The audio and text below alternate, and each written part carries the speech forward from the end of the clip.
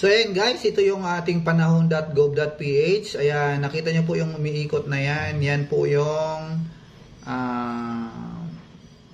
bagyo natin. So kung titingnan nyo po, ito po ay Occidental Mindoro at saka Oriental Mindoro. Nandyan po yung Calapan, nandyan ang San Jose. So yan po, halos palabas na po siya ng Mindoro po. So maya-mayang konti po nasa coastal waters na siya. So yan guys, so yan, hindi na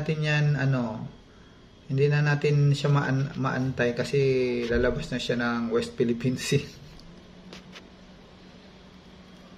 So yun, so malaking po na nag-south siya at nag-west ang kanyang track. Kaya ganyan po ang nangyari. Siguro nagtaka kayo bakit hindi dumaan dito sa Metro Manila at saka